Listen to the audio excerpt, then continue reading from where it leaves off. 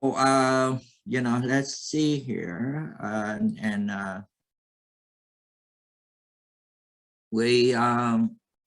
you are going to have the control the slide, right, An? Yes, boss. Okay, so let's start it. First, everybody, thank you for taking your time this morning to attend in this training. I want to share everything I know for every one of you, because some people even in the business like 10 years, and even some people from the HMO, they something they don't know. So we want to share everything for you, so you can do helping your client better.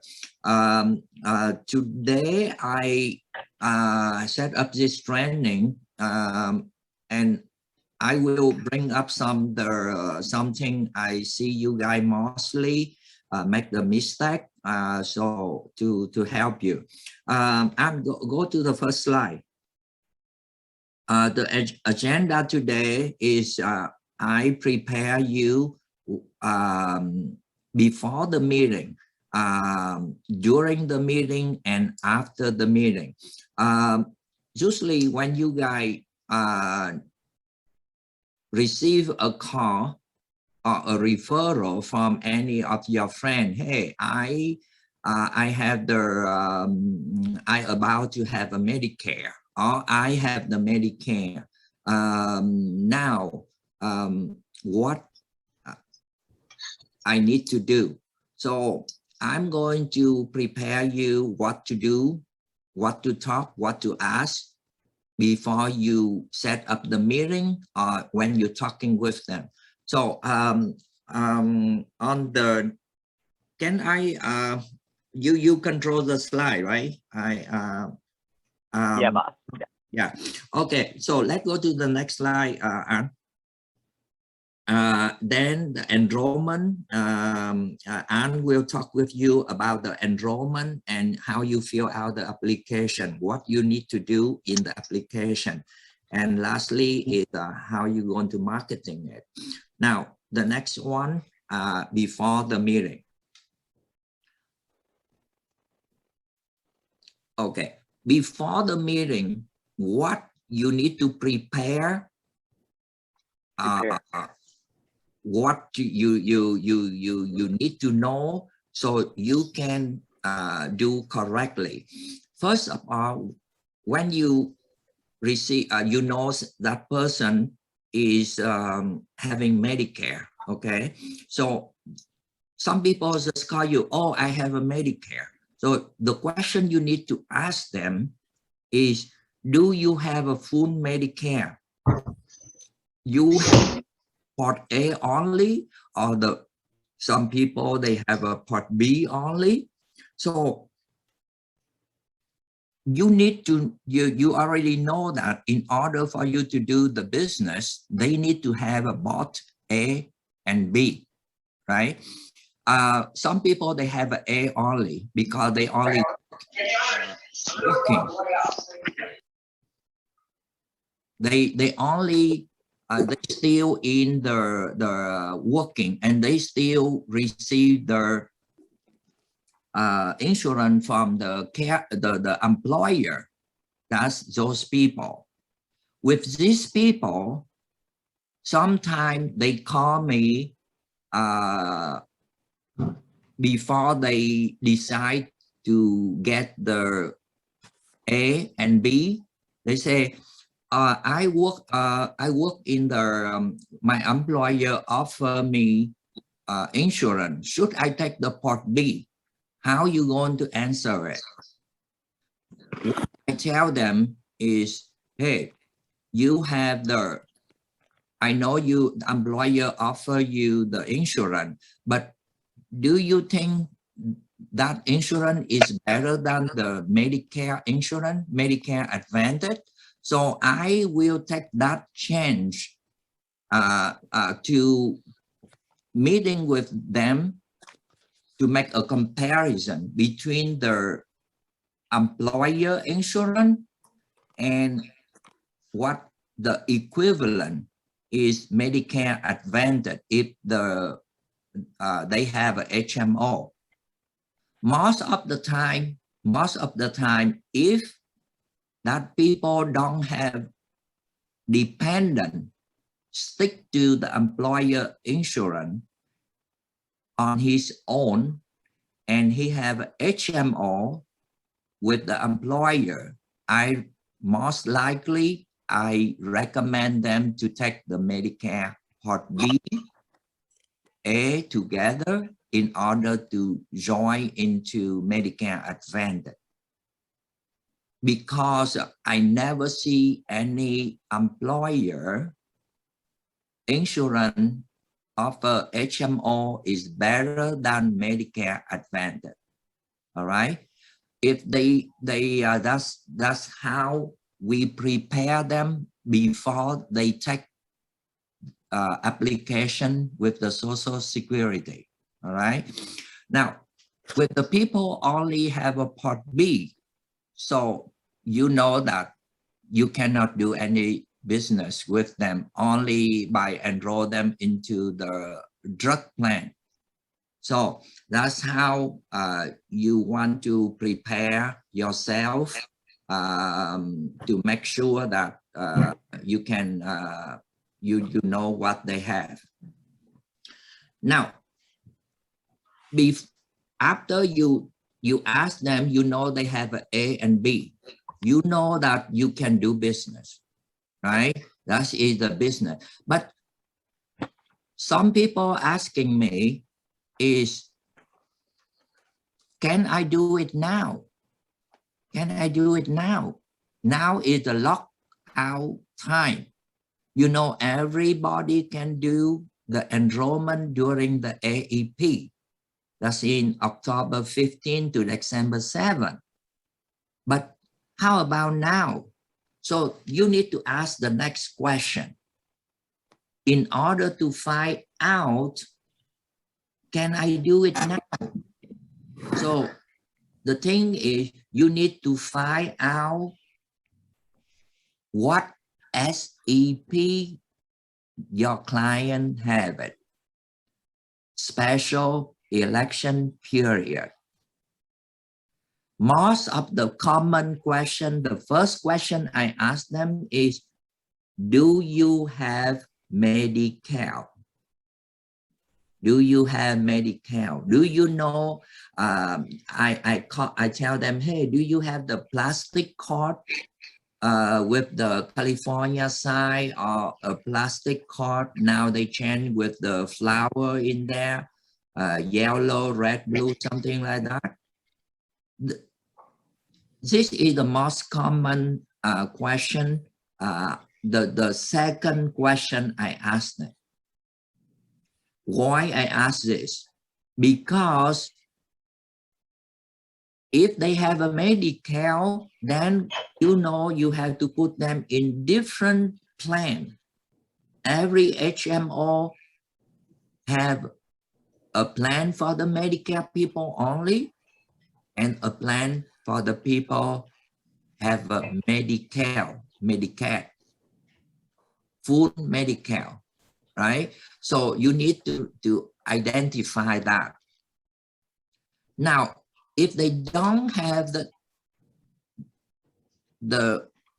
Medicare, and then the next step is we have to find out what SEP, what is the special election period to enroll now.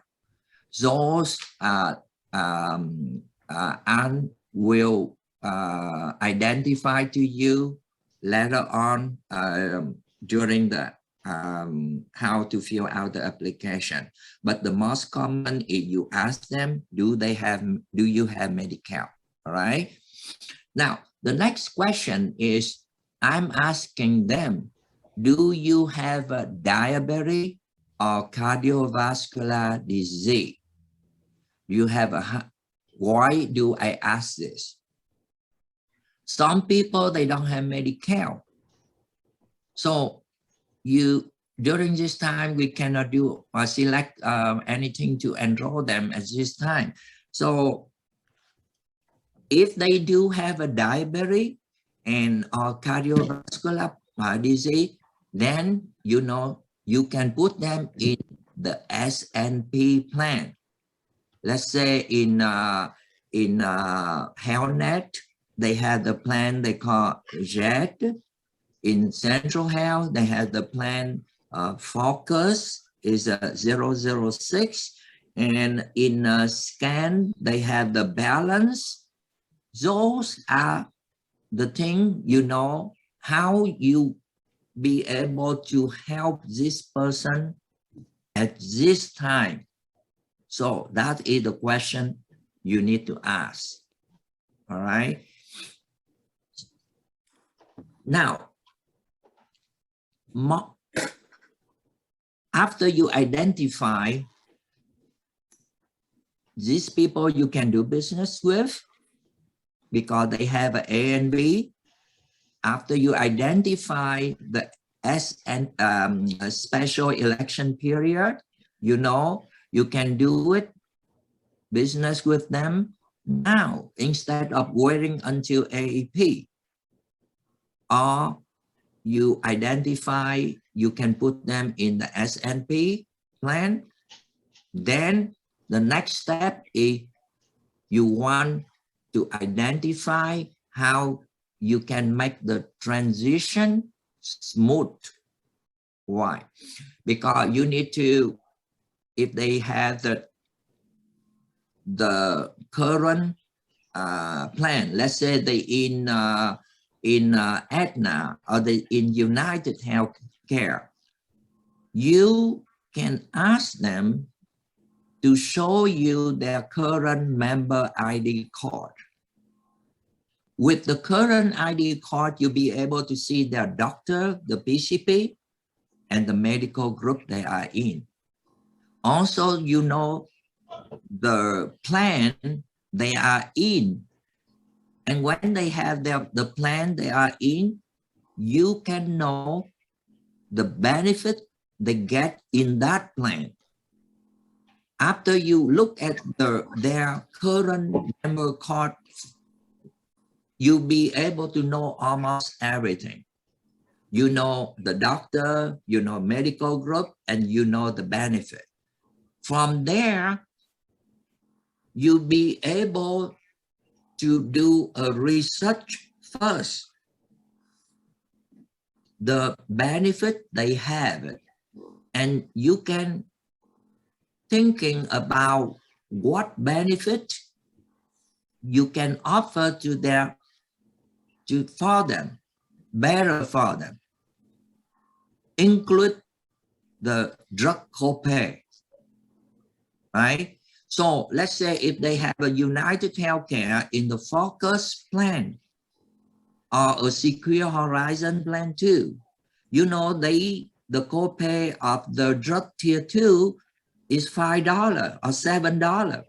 Then you can say, hey, with WellCare tier 2, you only pay nothing. So that is how you prepare what plan you're going to offer to your member so they can have a better benefit. All right. So that's what you need to know if you be able to get all those information. So after you know what the current situation of your prospect client, then you will be able to prepare your presentation, to prepare what plan you're going to propose. And whether you can change them to the same PCP, the specialist they go, or the medical group they are current in now. One thing is over here is the specialist. If you ask them the PCP, and the specialist. Some specialists, they might be in different medical group. So even, let's say they have, in Orange County, let's say they have a Regal. With the current plan, your client have a Dr. ABC in medical group D, but with the new plan you propose, as long as those specialists in the different medical group, then you can change to different group too. So that's why you need to know the specialist and the PCP. You need to ask them, what don't you like about the current plan? So you will put your focus on presenting a new plan that might be better. All right.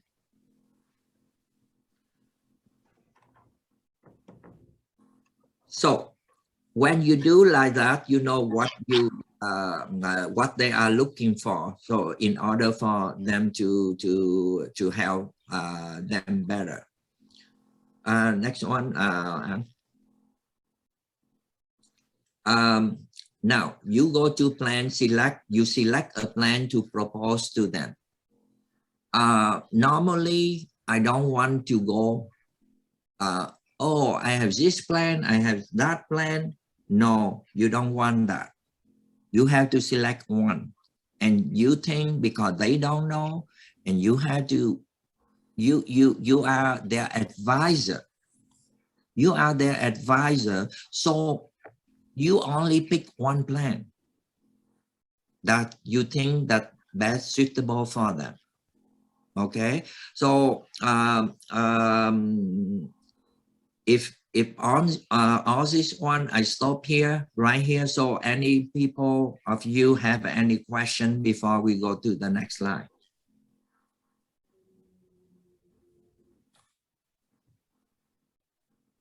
So in conclusion, that what you need to do is you ask this question with them first. You ask this question to prepare and to know for sure that you can complete the transaction and you'll be able to help your client better. Okay. You guys can have a question, Trish. Primo has a question. Yeah, go ahead, Primo.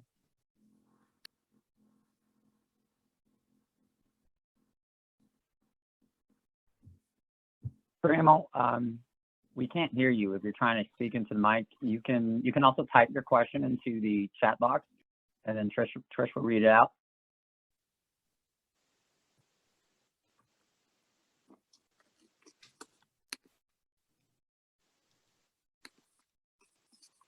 Can he, Primo? Okay. Primo, you can go ahead and text Trish your question, and then we'll come back to it later. Okay. Okay. So now, after you already have it, everything you ready. Now you know your client have Medicare A and B. You know the PCP. You know the medical group you're going to put it in, and then you know which one, which plan you're going to present to your client in the meeting.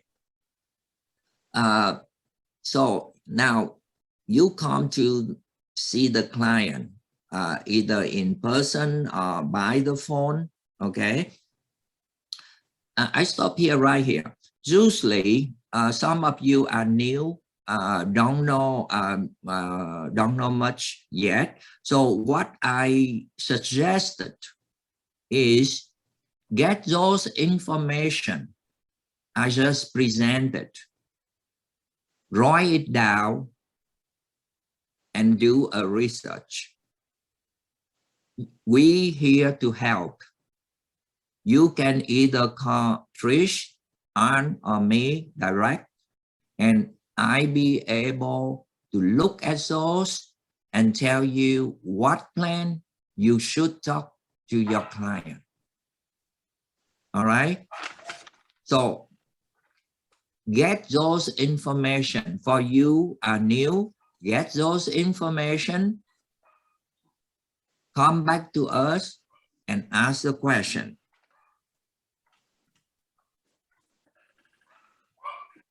Okay. I stop here. That Primo just have the question about the Trish, can you read the question from Primo? Says, how and where would you check prospective clients' benefits at Medicare.gov? Okay.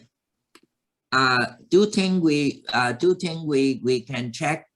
We need to check two different benefits, right? The first is you check the benefit of the client, the current what they have. If you say, oh, I'm with Central Health, so you need to know what plan in Central Health. Each plan, they have a different, each HMO, they have a different plan. In their card, it shows that, okay, Central Health Focus or Central Health Medicare 001. Then you have to go to the website of that HMO to find out the benefit. Or if they in United Health Secure Horizon Plan 2, then you go to their website. Just type in United Health or Blue Shield, whatever. Then you will see the benefit they always put in there. Then some of you not certified with all the plan. You can come back to us and ask. If you don't, gradually, slowly, you will certify with different more health plan. Then you know which health plan are different from the other in benefit. All right, this is a little bit more complex for the new agent. So that's why the more plan you certify, the better you will be. And you cannot miss any sale opportunity, right? On the Medicare.gov, I would suggest to use only with the Part D when you select the Part D for them. All right. So that answers your question. Otherwise, we can continue, right? You guys can just have a question in, and I will see it fit. I will stop by and answer all the questions. Now, when you already know which one is better than the current plan of the client, then you can come back. Usually, I stop here a little bit. Usually, sometimes I don't know, and I say, okay, that's good. Let me do some research and call you back. So during this time, you can do some research and call them back. You don't need to tell them right away, oh, I have this plan better or that plan better. All right. So you can get their information and call them back. Now, if you starting already know and you go to the plan, the meeting, you will propose a plan to them. Now, you know for sure I can enroll them now and effective next month. Or if you cannot find any SEP, you have to wait until the AEP. until the time everybody can enroll. There is one of you asked me the question last week. Hey, I see some people they can enroll the client now. Can I do it? That is not the right question. The question is, you have to identify, you have to find out what is the SEP for that person, so you can do it now. All right. Now, when you start with the meeting with the client, the first thing is you have to do the scope of appointment first, not after. You have to tell your client, Mr. Mrs. Medicare, I'm going to explain to you the new benefit of this plan. So please allow me to have your signature first. Allow me to talk. All right. Allow me to explain. Then you go on the plan benefits. You already know what they have it. So you can present something better, you know, that if they are new, might be the plan that's fitable for them. So you go through the plan benefit. What you would do is you normally have the benefit highlight. Every health plan, they have a benefit highlight print out. So go through that one with them. One thing, you see most of the health plan with the Medi, like with WellCare, like the Plus plan, or the Central Health with Plan 004. Those are the Medi plan. They very confusing. They say 20% on the benefit highlight. That's, you have to tell them, Mrs., because you have Medicare, don't worry about the 20% here. The 20% here will be paid by your Medicare. So I tell them that. And even the number copay, something like that, you have to tell them, so don't make them worry when they see 2020. Second thing is, most of the health plan, they have the premium for the Medi plan. Some is $31 something, some is $4.60, like in the Plus plan, 002 of WellCare. Just tell them in advance that you see here, if $4.60 or $15, whatever, this money will be paid by Medicare. You don't pay a penny.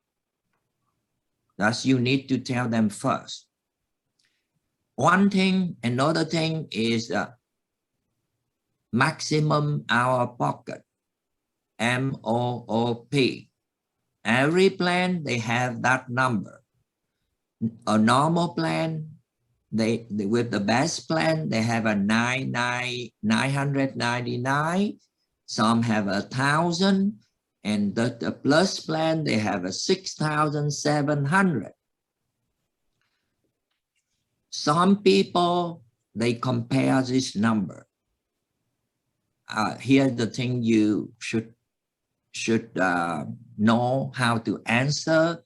If when your client asking you, wow, do I have to pay this number?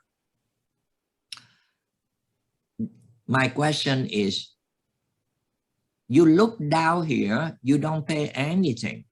So don't worry about this number. The number here only you have to pay if you go to the nursing home. Why? Because if you look in the, you guys should not only just benefit highlight, you guys should look into the benefit detail in the book, not, and you will see that from day 1 to day 20, if you go to the nursing home, you pay $0. But from day 21 to day 100, you know, they say you pay 150, 145 or 75, whatever there. Then that is something they concern. And you don't think you go to the hospital, or you don't think you go to the nursing home, right? And this $1,000 maximum out of pocket here is only when you admit to the nursing home. So that's how you answer the question.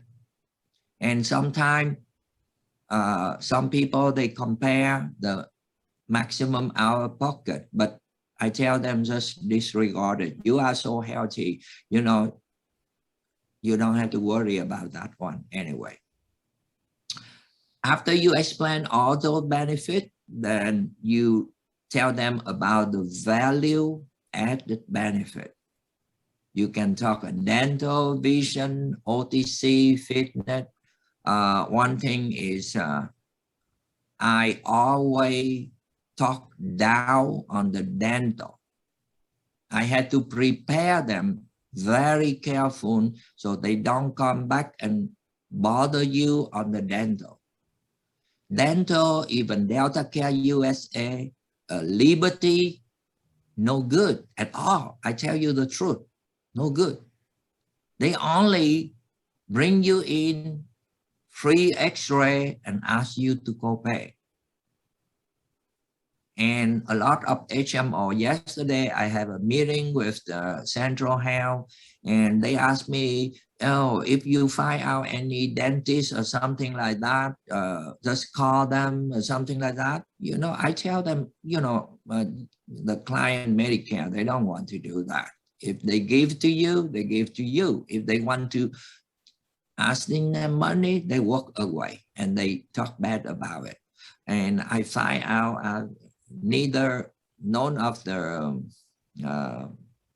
HMO, they call DHMO, that dental HMO, is most of the time no good. Unless they enroll into some different plan. And one thing is you should explain to them how to use this benefit. If you don't explain to them, tell them, you know, to call the plan. For me, myself in the office, some of you, I already showed it. Let's see, I print out a chart, explain to them how you going to take the OTC.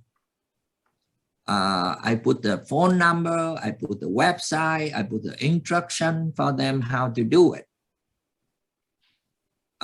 Some of the Asian, they do very, very good service with the client. The guy even ordered the OTC for them. So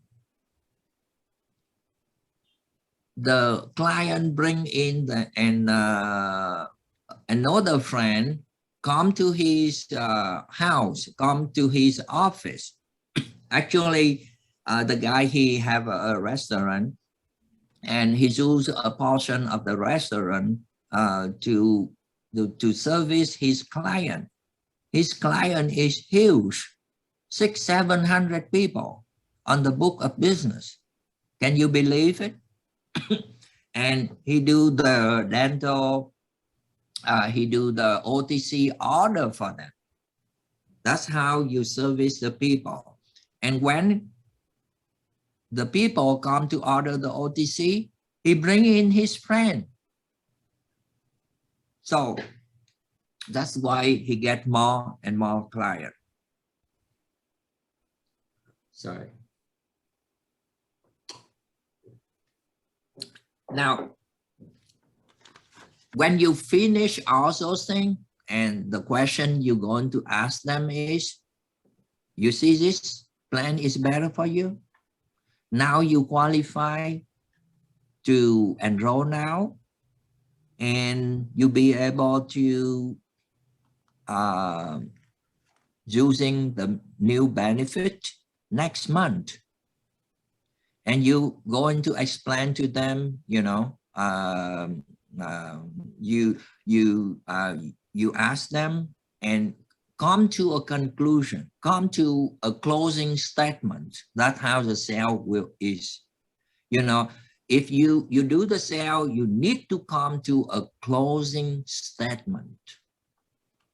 You see, this plan is better. I think it's good. Do you like it? That's how you close it. All right. So now everything okay.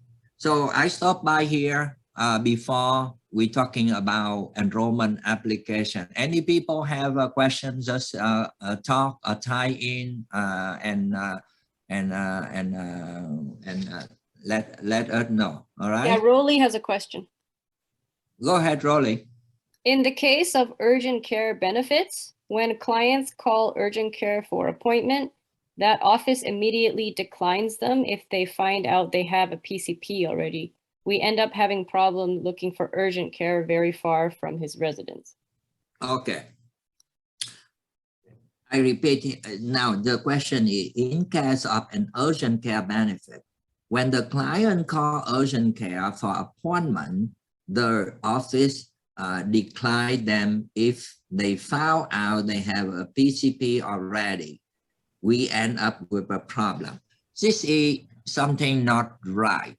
Now, in the benefit, you guys will have two things. Maybe I explain to you. One is emergency and one is urgent care.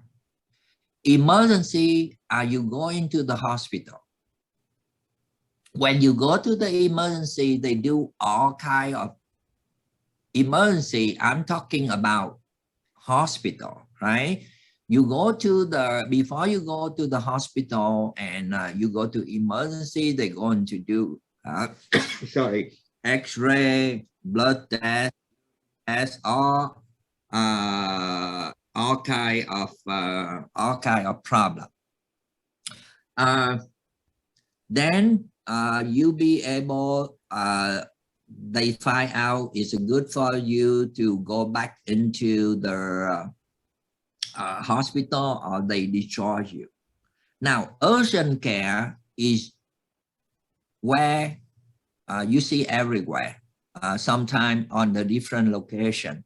This is the place where there is a doctor there and 24/7. Sometimes the people don't have to go to they feel, let's say, they life threatening if they go to the hospital emergency. But if like you have a stomach ache and you have a diarrhea or something like that, you don't go to the hospital emergency. You go to an urgent care. And each medical group, when they register, they send you a list of the urgent care. Most of the urgent care is $0. And if they go to the correct one, in their urgent location, when they go to urgent care, they don't look at the PCP because the urgent care is a replacement of the PCP. Is you going to see the different people at 1 o'clock? How can I see my PCP? I go to the urgent care. So I don't know what is this problem with Rolly have it.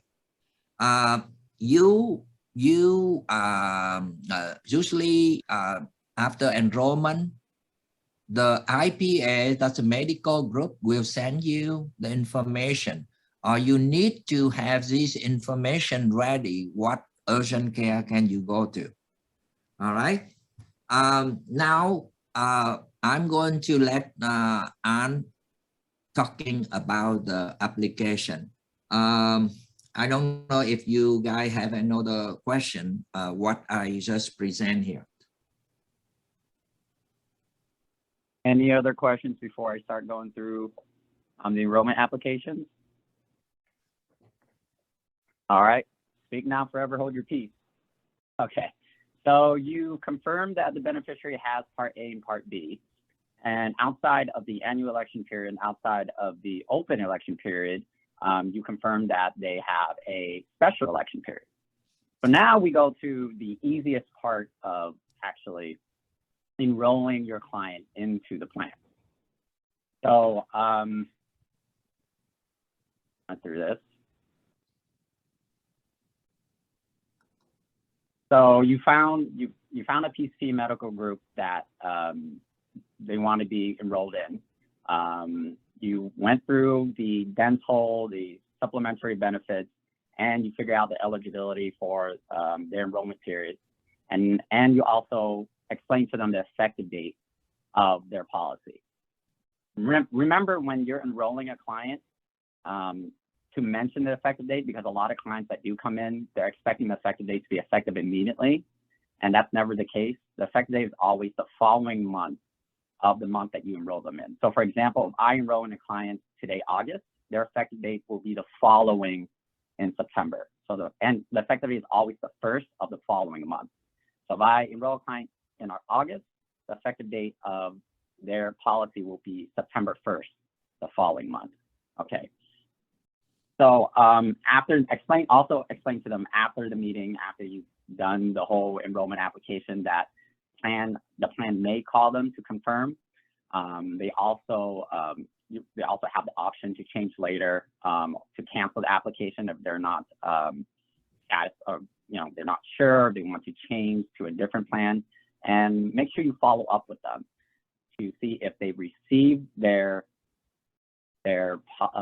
Medicare policy cards, WellCare card, United Healthcare card, so on and so forth, and ask them to refer a friend or their family members to you, so that you can keep the lines of communications open with them, and also you want further business with them. Okay, fine. So I'm gonna go ahead now.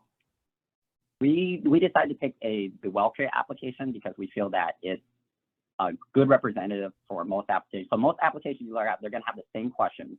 They're gonna have the same portions of where you need to put the Medicare number, beneficiary's phone number, address, so on and so forth. But we feel that WellCare has a very good application. So we're gonna go ahead and use it as an example. Okay, so this is the scope of appointment. This is the first page of the scope of appointment for WellCare. Now the second page here details where you would have the beneficiary sign on that line, the date, so on and so forth, and the date the appointment has been completed. Now, we get a lot of questions, especially, the brand new agents coming in.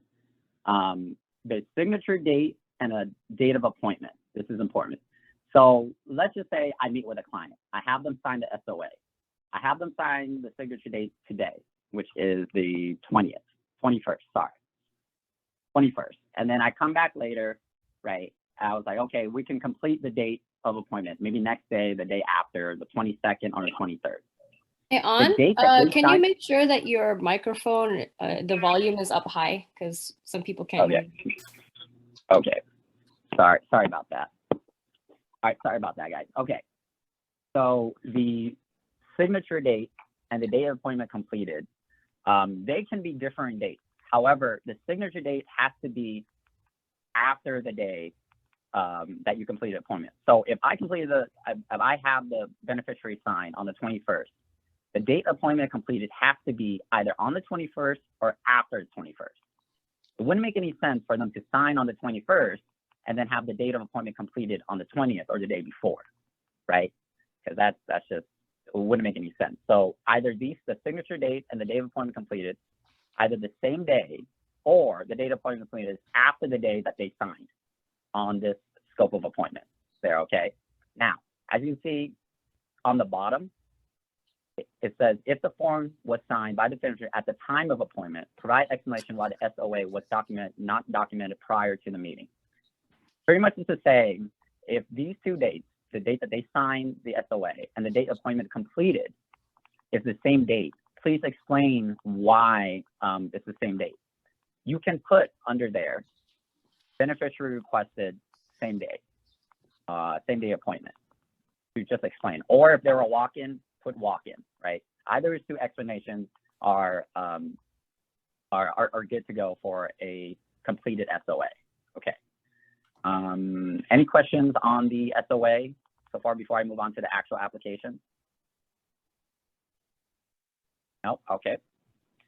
Now, on the actual application, where you can see on the top here, it's going to list whether it's a WellCare plan, Ohana plan, WellCare Texas plan. So you can just ignore Ohana, WellCare Texas Plus, because obviously we're not in Hawaii and we're not in Texas. So always mark up there WellCare, and the plan type is always going to be either HMO, right? And WellCare does have the S&P plan, but we're just going to skip that because the S&P plans aren't competitive or the counties that we're dealing with. So usually you would just mark HMO there. Now, for the premium amount, if it's a dividend or a BEST plan, you're going to put $0, right? If it's a plus plan, depending on the county, you're going to have to put either $4.60 premium or $6.70 premium, depending on the county. So make sure you look in the enrollment booklet where it says premium to see, if there is a premium. Usually there isn't, but you always want to double check your, especially if you're enrolling people who have Medicare and Medi-Cal. Then usually most of those Medi plans do list a premium on there. Okay. Make sure you mark dividend, and then the plan ID. I get this missed a lot. A lot of agents go ahead and fill out everything, but they don't fill the plan ID. Where is the plan ID located? It's located in the enrollment book, and it's actually it's on the front, the very front of the enrollment booklet, right before they actually go in the summary of benefits. It lists the plan name and also the plan ID number, and it always starts with an H. So this is pretty self-explanatory. You fill out their birthday, date of birth, first and last name, address, so on and so forth. Anything that you're not sure of on the front page of the application, you don't fill out, just leave it blank. Don't fill it in just because you think you need to fill it in, because we can't white out any of it, right? You would have to just do a brand new application. So anything that you're not sure of, don't fill it in and just send it to us. Okay, so now on the second page here, also pretty how you just put the beneficiary's name, their Medicare number, their Part A and Part B effective date. Okay. I just want to mention something on the Medicare number. We get a lot of applications that do get sent to what's called RFI, which stands for Request for Information, because on a lot of the Medicare numbers, there's a 0. So if you don't put a slash through the 0, sometimes the computer reads it as an O, and CMS kicks it back to the carrier, and the carrier will kick it back to us saying that, oh, it's a wrong Medicare number. So you want to print as clearly as possible, especially on this part, the Medicare number, the Part A and Part B effective date, and their name, because if anything is wrong with the Medicare number, it will get kicked back. So please pay extra special attention to the Medicare number. Their address and stuff like that, you can kind of, also make sure that it's legible, but it's not as important as their Medicare number. Okay. So we have these questions are pretty standard through all the Medicare apps. They're going to ask they want to know if the beneficiary has any other prescription drug coverage, any other coverage besides what they have now. Usually the answer is no here. If the answer is yes, list the name coverage, the ID for the coverage, or the group number for the coverage if they're on a different prescription drug plan. Okay. The carrier would also like to know if they're in a long-term facility or nursing home, stuff like. If yes, then list the name of the facility or provider there. Okay, moving on to the third one. So on the third question, if they are enrolled in the state Medicaid program, you can hit yes and then provide the Medicaid number. Now, if you do know, or the beneficiary says, oh yes, I do have Medicaid, but I lost the Medicaid card and stuff like that, you are able to find out if they do have Medicaid, and to confirm the Medicaid and also get the Medicaid number if you call WellCare's Special Populations line. When you do call WellCare Special Populations line, they will ask for some basic information from you, such as the beneficiary's Medicare number.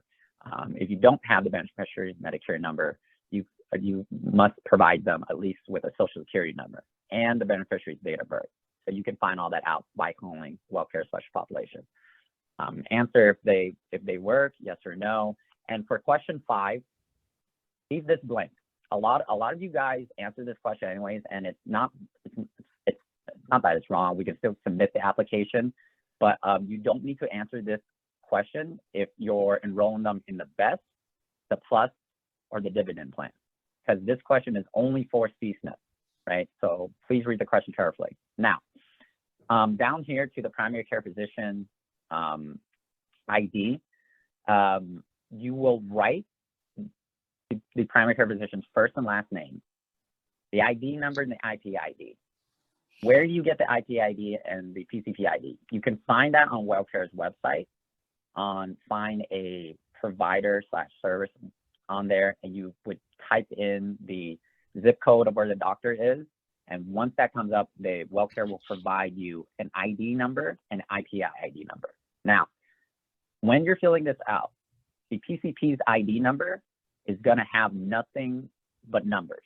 There's not going to be any letters. There's not going to be any, special signs. It's just going to be numbers. With the IPA ID, okay, it's going to start with a couple letters. So if it's AMBI, it's going to start with AMB. If it's ADOC, it's going to start with ADC.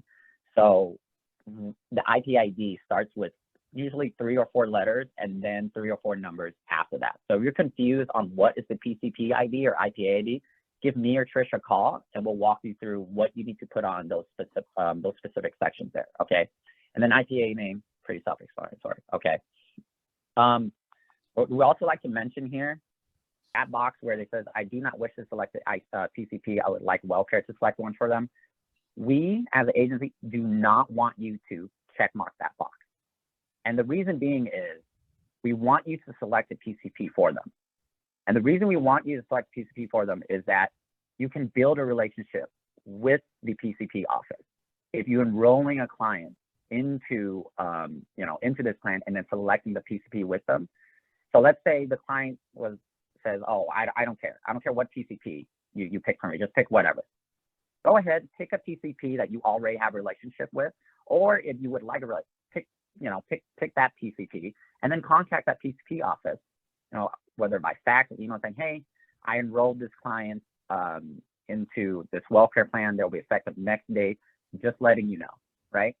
That way you build a relationship with that PCP client, and the PCP may refer you business. So on so forth, because you're sending business to them, right? So we do not want to see that box check mark. You want to build a relationship with the PCP offices, and you want to select a PCP for your client, okay? We're going on to page 4. This one is just the payment, playing the payment option. So we suggest if you're enrolling anyone into the BEST, the Plus, or the dividend plan, just check mark down here at the bottom, get a coupon book for monthly premium payments. Everything else is just, because most of these plans are $0 premium, so it doesn't matter what you check mark here. So just check mark the bottom, okay? Okay, so this is the signature page. So this is also like one of the most important pages here. Make sure the beneficiary signs this and date it, and the date here should match up with the date that the date here should match up with the date the scope of appointment was completed. So if your appointment was completed today on the 21st, this date should be the 21st. Okay, those two dates should match. There shouldn't be different dates. Okay, and now we're gonna go with the attestation of eligibility. So this is self-explanatory are here. You know, if they're branding to Medicare, you would just mark branding to Medicare and then move on. If we're in MAOPD, which is January 1st to the end of March 31st, then you would mark that. 3 through, I believe, 20, I want to say, these are all SEP.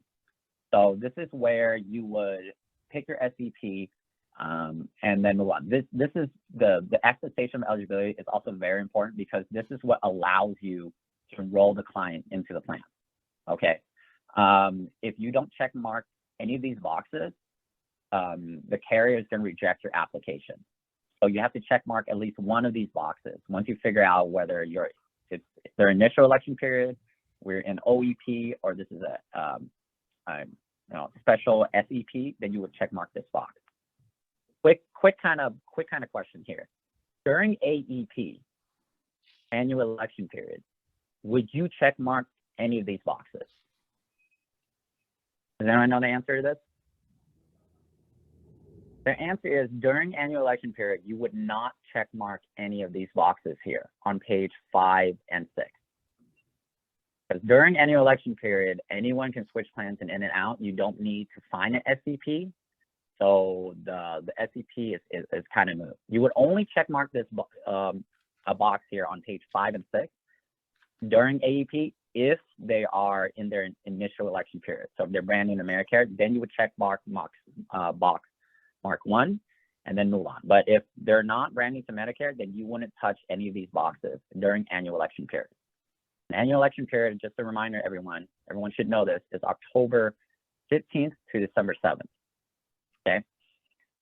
All right. So now on the last page here you would put your name, you would sign here, date it, and remember the date the application received has to be the same day that the date of the appointment that completed, and also the date that they signed on the application on page 5. Okay, so make sure those 3 dates match.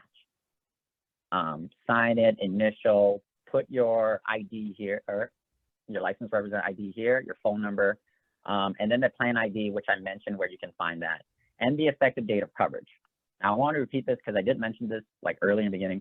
The effective date of coverage, if you're enrolling someone who's not branding to Medicare, would be the following month, right? So if I enroll someone this month, the following month would be September. The effective date would be September 1st, 2021.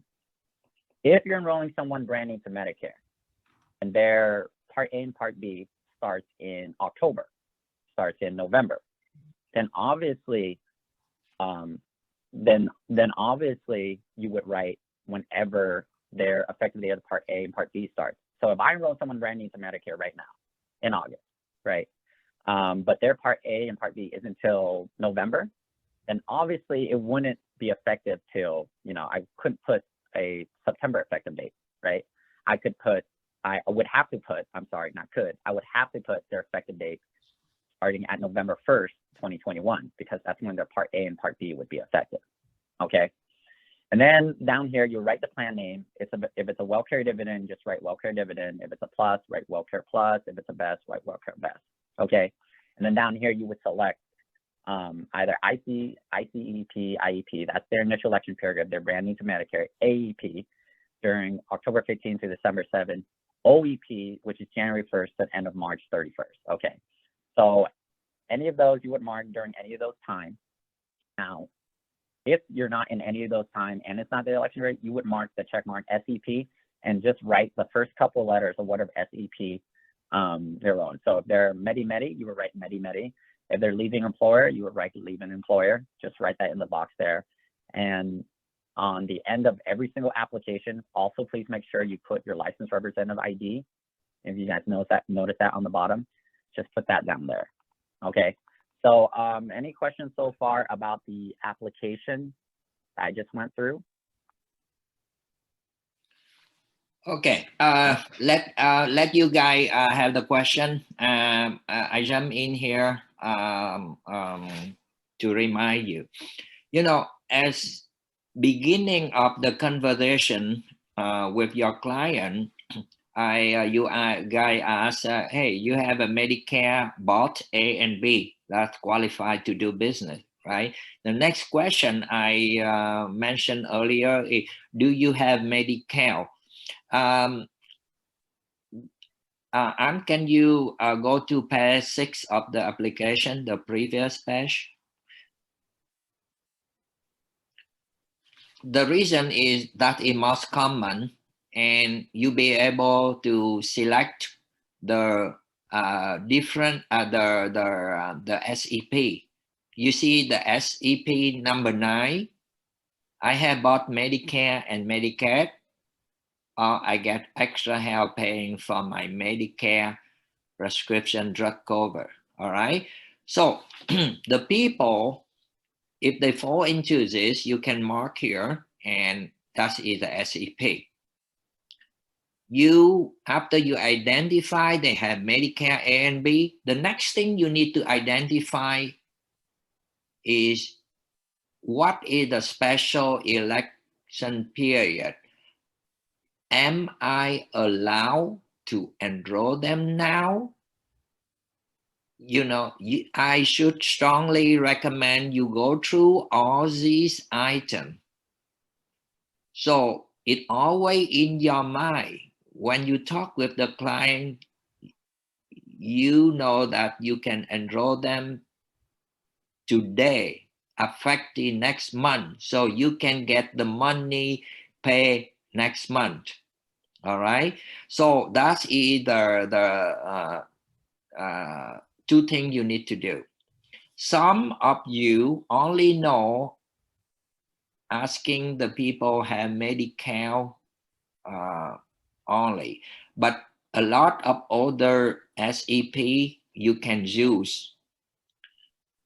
Like sometimes they have LIS, that is low income subsidized, but they don't know. If I don't know, I call WellCare.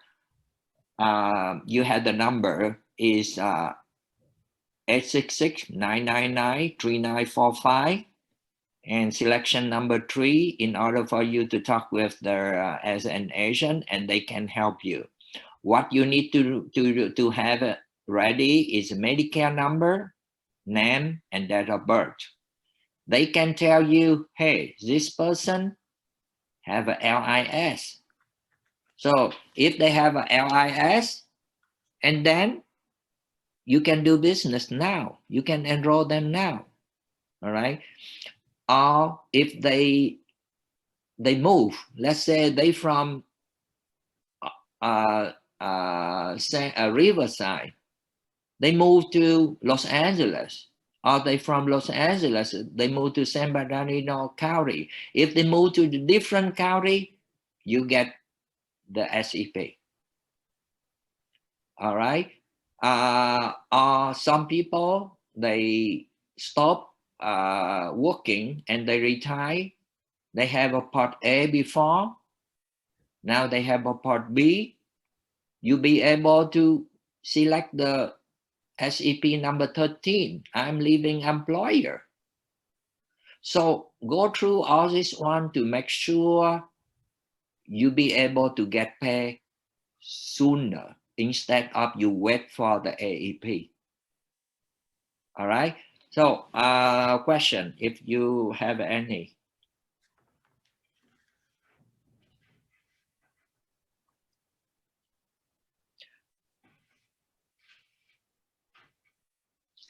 Okay. Anne, can you please also mention, because a lot of new agents have a question about the commission partially pay. We always get that. So okay. Yeah. So yes, a lot of you guys have questions in regards to, you guys have enrolled a client and you just started receiving funds from us, if you get, you know, you're not getting paid direct, you get paid from us, and you notice that your commission, you're not getting paid the full amount, whether that's the $672 if they're brand new, or the $336 if, you know, they're switching plans. And the reason being is that some carriers will partially release your commission because you're brand new. They want to make sure, you know, that they don't get rapid disenrollment and then they get charged back so that everyone else gets charged back. So that's actually fairly common. They'll partially release your commission. So if they're owed you $336, they may pay you $100 one week, and then, you know, in 2 or 3 weeks they'll pay you the rest. Or, you know, they'll pay 1 week 100, another week 100, and another week 100 something. So do not worry if you're seeing a partial release. That's completely normal. Just wait till the next couple of payment cycles for to see if you get paid fully. And usually you will. You will. Usually if the effective date of your client's policy is August, right? August 1st, you received a payment from us of $100, let's just say, right?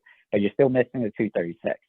I would wait until the end of August to bring that up to me, to say like, hey, I didn't get paid fully for this person, you know, so on and so forth. Wait till the end of August. Usually they will pay out the remainder of the commission that you're owed at the end of the month of the date that the policy is effective, if that makes any sense. So if it's August 1st, then you will usually pay your full commission at the end of August. All right. And we don't hold on to your commissions. Okay. We release them as soon as we get them, the 15th and the end of every month. Okay. Okay. Another thing is when you call in with WellCare to check out the status of the LIS, the Medicare, or something like that. Some people, they have Medicare, but they don't have they don't have the full information. The people in WellCare can let you know if you have the social security number of that person. So you might want to get the social security number of your client to give it to them. So in order for them to find out if that person have a Medicare share of course, or something, you can do business immediately. All right. So, you continue on this. Okay, so you fill out the application. Now it's time to submit it. So you can fax us the application. And remember, the application has to be faxed from the date they get. So if it's today, the 21st, it would have to be faxed either to us or to the carrier within 24 hours, okay? If you wait 3 days, your application is not valid, right? You wait 3 days. If you send us the application, today's the 21st, if you send us the application on the 23rd, it's no longer good. You would have to redo the application. So make sure you send it to us within 24 hours. During the weekend, obviously our offices are not open. So if you're with a client and you have an application today on a Saturday, we would recommend that you fax it directly to the carrier and then send us a copy, because by HIPAA regulations, we have to have a copy of every single application that's submitted through our agency. So please send us a copy, okay? And also you need to keep a copy of the application, so make sure you have it. And you can fax it directly to carriers. If you need the fax number for any of the carriers, you can contact me or Trish, and we're usually very good about that. We will respond immediately with a fax number, but also the fax number is located in the application itself, usually in the beginning of the enrollment booklet or at the end of the application page. Okay, I believe with WellCare, they have the fax number in the beginning of the enrollment booklet. All right, but you can always double check with me and Trish if you're not sure. Also, we have an option for you to upload your applications online securely using our databases. I sent out instructions a while back ago when our databases up and running at the beginning of this year on how you could do that. And it's fairly simple. You just log in with your, you go to this URL, you log in with your username and your password, and you're able, and you go to the document section, select a file, and then upload it. If you guys have any questions or you're not sure how to upload documents using our database, contact me or Trish. We'll walk you through it. And I also have the instructions. I'll just resend you the instructions also, okay?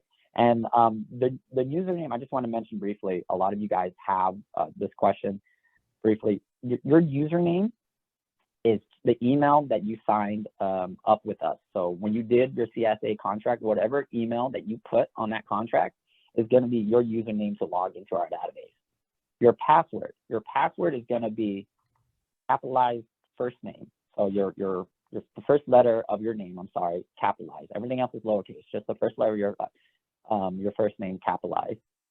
And then the first initial of your last name and the last four of your social security number. That's going to be your password, okay? You have issues logging in. If you're not sure how to do it or you can't log in, contact me or Trish, and we will go ahead and we're going to walk you through it or see if there's anything that we need to do on the back end to make sure you have access to our database. So any questions about how to submit the applications, how to use the CISA database, or where to fax? Oh, okay, we're gonna move on. Okay, the question from Rolly. Are you going to schedule WellCare product benefit highlight if there will be any improvement or change for the product 2022? I think we already know some of the benefit in the 2020 of WellCare product. That is the mainly if the dividend, they still had the dividend plan for $125 a month, no increase. The previous year they increased from 115 to 125. Now this year stay the same. Other benefit, there is some little change, but not much. Especially is if you go to the hospital, you have to co-pay 150 instead of 125. Here is something you guys prepare. There is some other health plan, they come on board with 125 rebate for the Part B. That is Central Health. They call I forget the name. I just have a meeting with them yesterday. Central Health have $125. Go in the hospital, co-pay 125. Some other benefit I don't know, but they going to have a disclosure soon. Same with Brand New Day. You know, Brand New Day and Central Health was bought by Bright, and but now they still operate independently. They also have $125 rebate. You know, the first year WellCare introduced the dividend plan, they enroll a lot of members. So all the health plans follow the path and they copy it. Also, Clever Care, a new HMO plan on the second year. They operate in Orange County, Los Angeles County, and San Diego. They have $125 rebate and only $75 copay if they go to the hospital. You know what? Actually, I I don't the copay when the going to the hospital. I don't think it much concern. All right, it much concern because these are the healthy people, and if they pay a little bit more or less, but that is the benefit. You can use that to sell. But now be prepared before we do a lot of welfare, and now they have some other include the scan. They do have $125. So right now I see it coming on board is Central Health, Brand New Day, Clever Care, and Scan. Out of them, Clever Care, I see the benefit is a very strong. So, but you know what? I don't think you guys should switch your current member from welfare to somewhere else because you know it will create a lot of work for you. And going to the hospital, I don't think from different between the going to hospital copay, it will be a main issue for them. So just let you know briefly about what going on the 2022 about the Part B rebate. Clever Care, they have some other benefit like unlimited acupuncture, something like that. So you might want to prepare. So that is answer. We still try to get certified with all the health plan. You might want to look into that, and if you need more information, I strongly recommend you to certify and attend all their training on the coming days. Okay, now everybody study, working so hard, and now marketing. You if you don't let the other people, you have to figure out how you let the other people know what are you doing. Some of you started with the people you know, your relative, your uncle, your mom and dad, or whoever their friends. Put some time in going out and let the people know what are you doing. You see, this one is you helping the other people. I never thinking I'm do selling or anything. I'm doing helping you guys. I thinking with my client. I go out and I helping other people. Actually, you don't sell, and as if you think about this, you have something power inside you to go out and do this. Different way for you to do it. Of course, you started with the people you know, you put on the Facebook, Medicare question, or let the other people know what are you doing. You you send an email to your friend asking if they know people need help about this.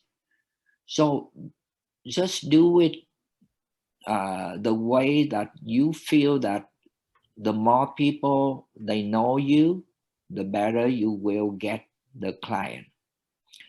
One thing is in this under here, you know, you can have a formal or informal event. A lot of time, the local, even in the sweat meet, the local meeting, you can go there and put a booth and last year one of the Asian go to the sweat meet in Garden West. They put a table and they put the sign Medicare question. That's it. And people come in and they collect the information. You don't need to spend much money, but if you don't spend money, you spend time. You need to spend time. So create an event, then you be able to get the information. One thing you know that formal event and informal. Formal event is you have a specific plan and you want to talk about that. You had to go through all the different benefit. And informal event is like I told you, they put a table somewhere and they stay there. People coming in and asking the question. So you collect the information. That's how you can do it. All right.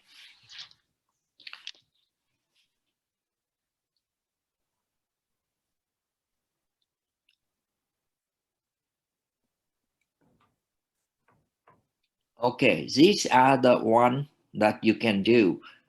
Now, Facebook, you know, I don't see it. Newspaper is working nowadays. But on the if you want to go out to the doctor office or something like that, you can ask the carrier, the health plan, give you a free flyer. They bring free flyer for you. Some is about 200, some is 500, and you can bring in the language you prefer, Spanish, Vietnamese, you know, Chinese. They always have it. It's free, so take advantage of it. And if you want, you can contact directly with the carrier you certify and ask them a free flyer. They have a many different kinds, so you have to select them, which one, and you tell them. One thing on one of the thing when I start the business, I go to the mobile home park and the senior apartment. Those are the ones you very easy to get people talking to you. What you need is the people talking to you. So when you go here, most of the senior people, they live in mobile home park and the senior apartment. And you can go to here and talk with the manager there because they need the activity. They are very welcome. Don't be shy. Don't worry. You go there. Hey, I am a Medicare agent. Can I come here to have a meeting so I can help the people here if they have a question about Medicare? I cannot believe that one of the senior apartment they helping me. They let all the people know, and they invite these people, and they provide coffee, donut on the day of the meeting, so everybody can come and I can talk with them. So these are the things you can do. All right. To support your business. You can go to the doctor office. You know, Trish, she been to some doctor office, and she come back and she says, surprised how, you know, sometime in some office they say they welcome her and they ask a question. So if they ask a question, that means they need your help. So I strongly recommend you to do something, spend the time. If you don't spend the time, and then nobody know what are you doing. So now to conclude today, I will open for any question you might want to ask. So in order for you to help you better in the business. Good thing is, next year, the new enrollment will be increased from $672 going to be $715, and your existing business will increase the same too. That means half of the now. If you have renewed it 362, next year will be half of the 15. All right. So let's go to see any people have a question, and then we can conclude it. Anyone have any questions? I have a question. So for people who are nitty-gritty, right now we can switch them and be effective the 1st of next month. But when it comes to October, the last quarter of the year, we can only enroll them into AEP. Is that correct? That's correct. That's correct. Now, before in, let's say, 2019, you can enroll these people, Medi, or the people with LIS, every month. That means every month, include December, October, November. But starting last year, 2020, CMS changing the rule. You can only enroll every quarter. Okay, so the first quarter, January to March, you can exercise one time. And let's say if you already changed in February, in March you cannot, right? You had to wait until April to change it and affect it in May. Only one time every quarter. On the last quarter, October, November, and December, you cannot do it.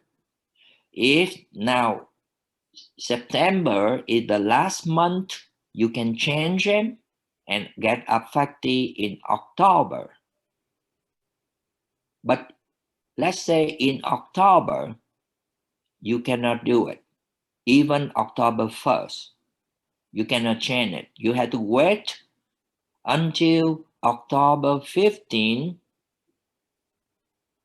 to change them, and the effective will go into January 1st, not November. That's the difference. Yes. Thank you for having this question. Some of you guys don't know, but if you already have raising this question, I appreciate you do a good study. So to reiterate Bill's point, for people who have Medicare and Medi-Cal, to enroll them, it's once a quarter, and it's going to be January 1st all the way to the end of September. Those are the 3 quarters you can enroll them in, right? So if you're meeting with a client who has Medicare and Medi-Cal and you're meeting in October and they want a November 1st effective date, that's no longer possible. In any of the months, October, November, and December, for Medi clients, it's no longer possible to enroll them, in a plan the next month. So you can still do it in October and November, December, but it has to be during the AEP dates, and it will be effective the following year, January 1st. Okay. And can you, now some of you might don't know the difference between the AEP and OEP. Can you please explain to Yeah. And, the So- difference. Yeah. So AEP, just to reiterate, is October 15th to December 7th. Now, during the annual election period, anyone can change out of any plan. So if they're in a supplement, they can go to MAPD. If they're MAPD and go to supplement, they can go back to original Medicare, meaning you disenroll them into the MAPD plan and then into a Part D. So to get back to original Medicare, Part D people can change. So it's a free-for-all during AEP. Now, during OEP, open election period, you can only switch people who are already in an MAPD. So let me repeat that. People who are already in the MAPD, those are the only people that can switch during OEP. And I want to repeat, the date for OEP is January 1st to March 31st, the end of March. Okay, so that means if a person with a supplement plan or in original Medicare comes to you, they're not in MAPD during the OEP period, you cannot switch them using the OEP. You would have to find a special election period, SEP, in order to switch plans. Okay? Any questions regarding that?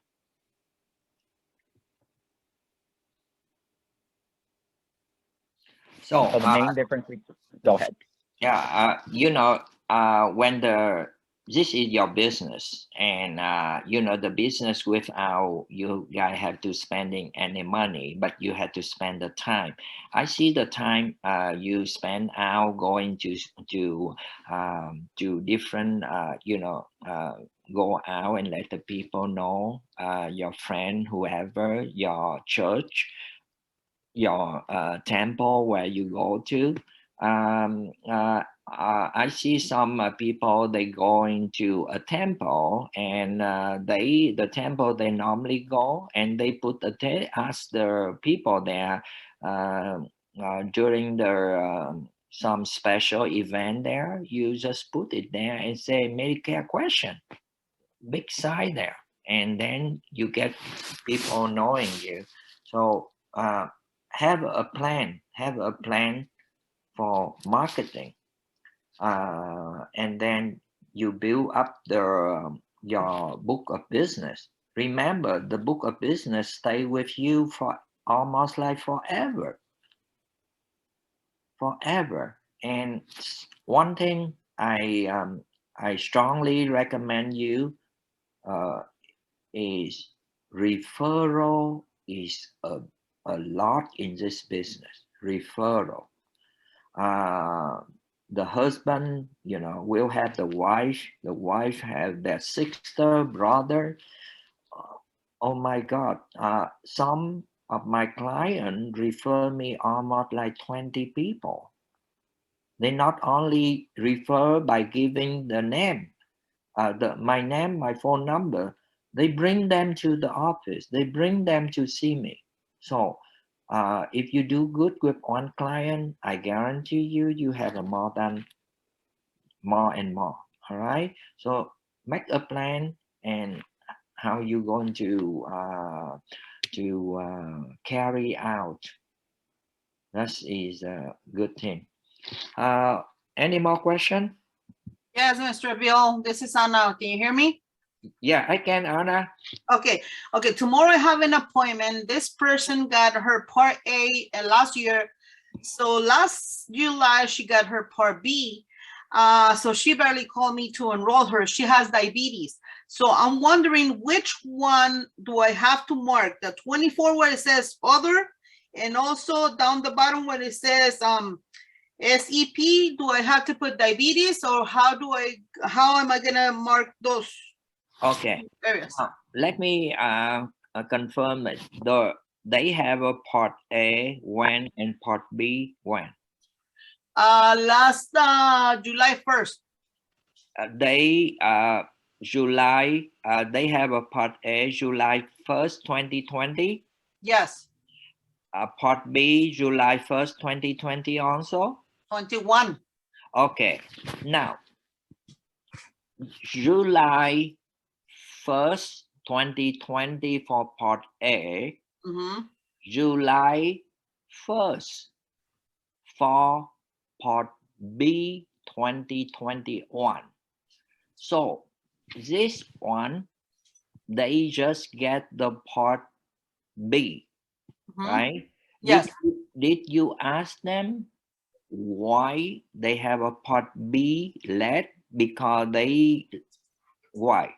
Did you ask them why? Okay, yes, I did. The husband's still working, so the wife used to be on her on his work coverage, his work insurance. Unfortunately, they did not do the switch plan or the re-enrolled on time, so they didn't have any other choice just to call the Medicare and enroll in Part B. Okay, So here's you are seeing the case Anna presented. They have a Part A last year when they turned 65, and they continue to using the employer, and they get the Part B enroll in July this year. That's be last month. mhm. So here is what you can use. That means they leaving the employer. Look at the number 13. Okay, yes, but in her case is that she's not insured since last year, since November of last year, because they didn't do the proper procedure to re-enroll her into the coverage. So she ended up without coverage since November of last year. Okay. See, so it means that from July last year till now, till end of July, she don't have insurance. No, she didn't have insurance since November of last year. Okay, but her husband have it, huh? But she does not have it, huh? Okay. Yes. With this one, you cannot use that number 13. But let's see here. New some so if you put it new to Medicare Part B, that last couple months ago, I Mhm, have a case like this, mhm. and when I put new to Medicare Part B, Mhm.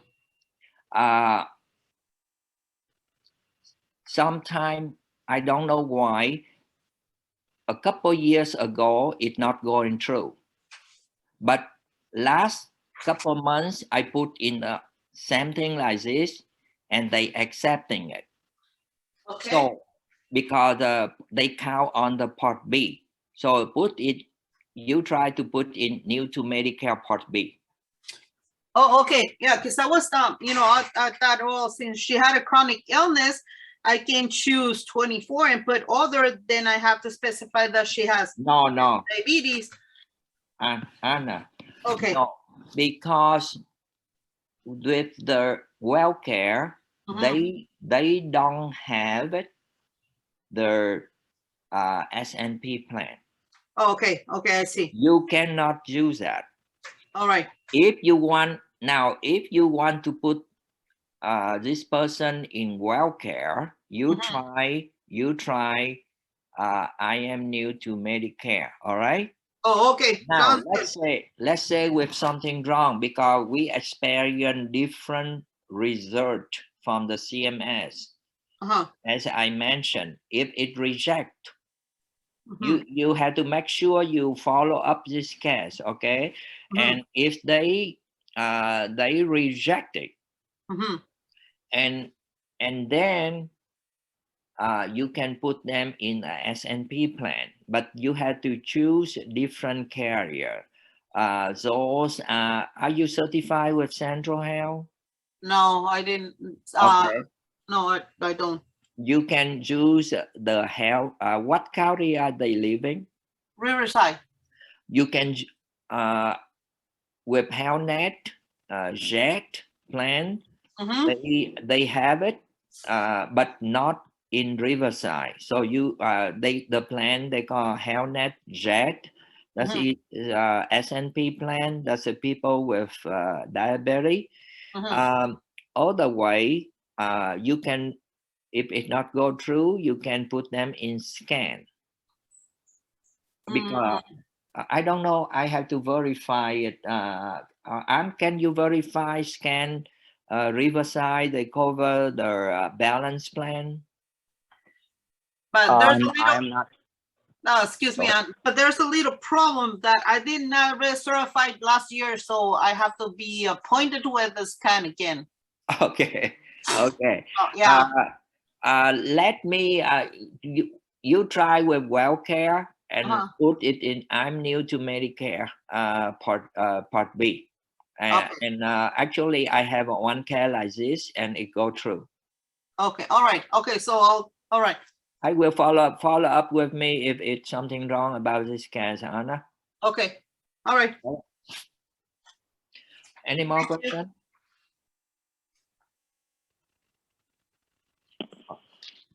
Okay, so anyway, I think in the future, if you have a more question, just go ahead and email, call the office, or contact me. We be able to help you. All right. So all the way done that. You guys have a nice weekend. Thanks everyone for coming. Thank you. Thank you. You too. Thank you. Bye-bye. Bye-bye. Thank you. Bye. Thank you so much. All right, you're welcome. Yeah, appreciate you. Thank you, Thọ. Bye-bye, Thọ. Yeah, bye bye. Bye bye anh Thọ.